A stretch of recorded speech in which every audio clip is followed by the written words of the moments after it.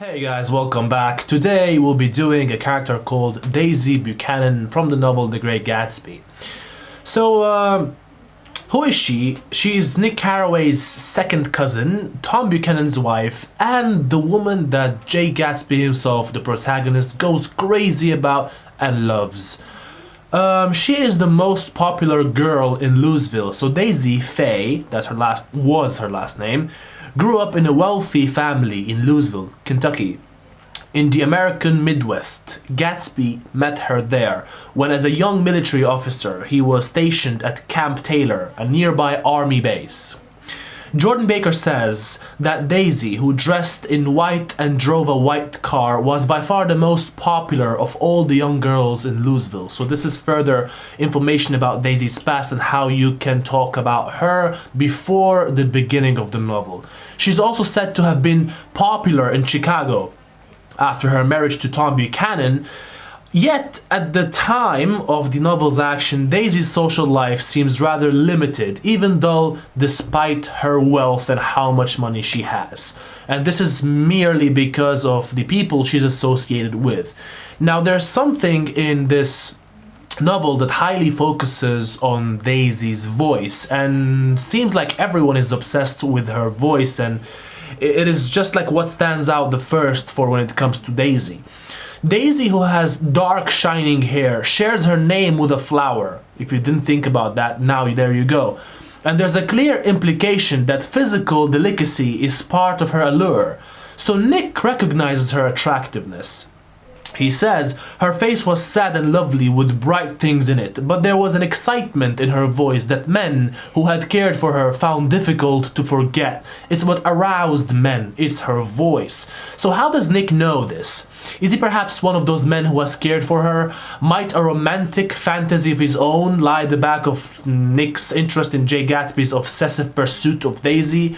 From the dialogue within this novel, Daisy's conversation appears to lack wit or sparkle, and only occasional flashes of excitement relieve her general tone of boredom. She seems to be some sort of a bored character, but her voice clearly retains its seductive appeal, communicating far more than her words do.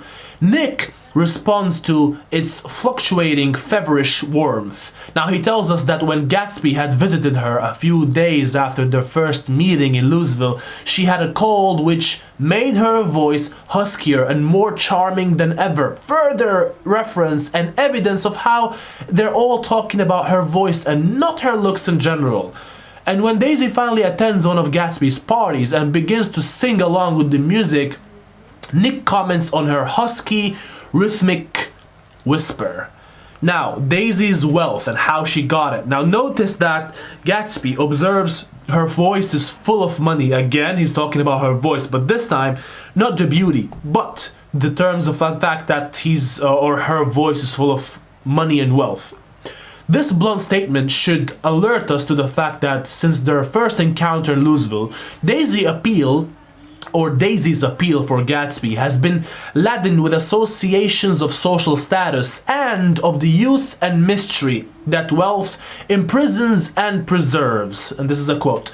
So remember that Gatsby knew woman early, even before he lived on Dan Cody's yacht. Remember how Gatsby came to his wealth, or at least tried to come to the American dream and to his wealth.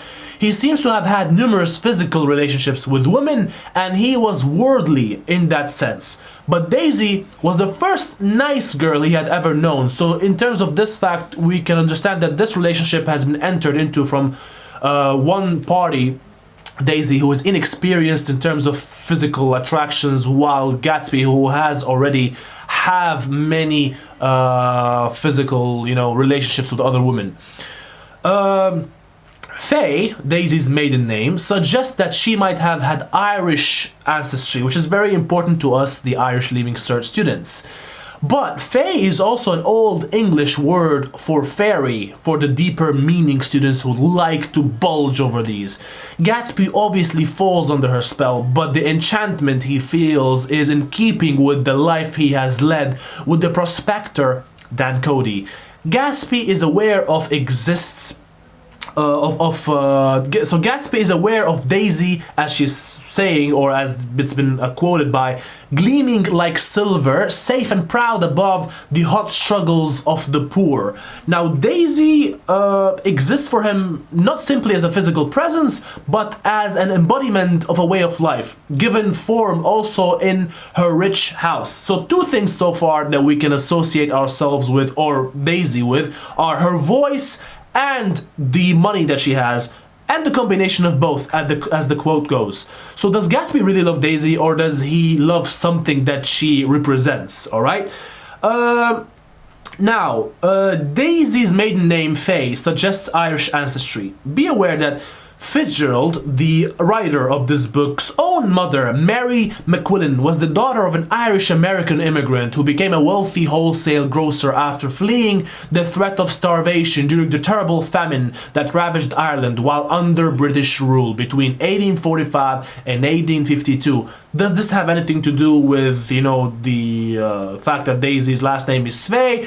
Maybe, but maybe not. What about Daisy and romance? How are these two words associated? Now, when Nick visits Daisy in chapter 1, he finds her sitting with Jordan upon an enormous couch.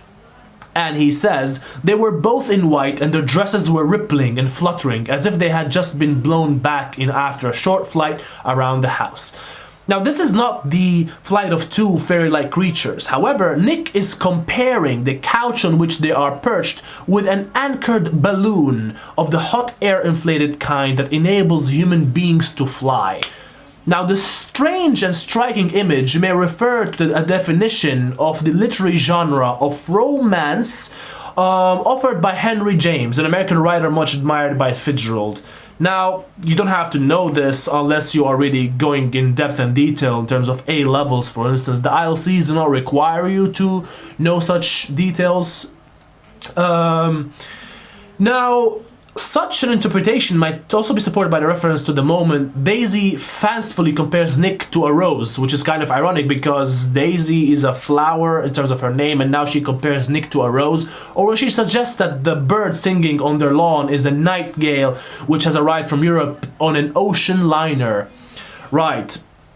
What about Daisy as a mother? How is she like? Now, Daisy, who is in her early 20s, we're never told, but we can assume, has a 3-year-old daughter named Pammy. The child is looked after by a nanny, and during this one scene where we see mother and daughter together, Daisy's response to Pammy seems very shallow and inadequate, and the study focus goes on how she says, "a beautiful little fool." Thinking about her daughter Pammy's future, Daisy says, "That's the best thing a girl can be in this world, a beautiful little fool." So what does that really make Daisy? Smart or stupid? And does that description fit Daisy's character? Has she lived up to her own ideal? Or are there respects in which Daisy seems worthy of Gatsby's devotion? Think carefully about the nature of her attraction for him. Now, a key quotation by Daisy Buchanan is on page 22, as she says, "I've been everywhere and seen everything and done everything." Basically, this some sort of talks about how Daisy belongs to a privileged social class, and this statement reflects the easy mobility of her lifestyle. Remember the importance of social mobility and all that if you're not wealthy, like the people in the Valley of the Ashes, for instance. Unlike Gatsby's parents scraping a living on their farm in the Middle West, or the Wilsons marooned in a Valley of Ashes, like I just said, the Buchanans have the leisure and wealth to travel wherever they choose. But of course, Daisy has not exhausted the world's possibilities. And her declaration suggests that her involvement with life is very superficial. At the same time, it conveys a desperate recognition that her life lacks purpose. Now, what else I could talk to you about Daisy here? Try to remember that Daisy is the character in this novel that drives the men insane.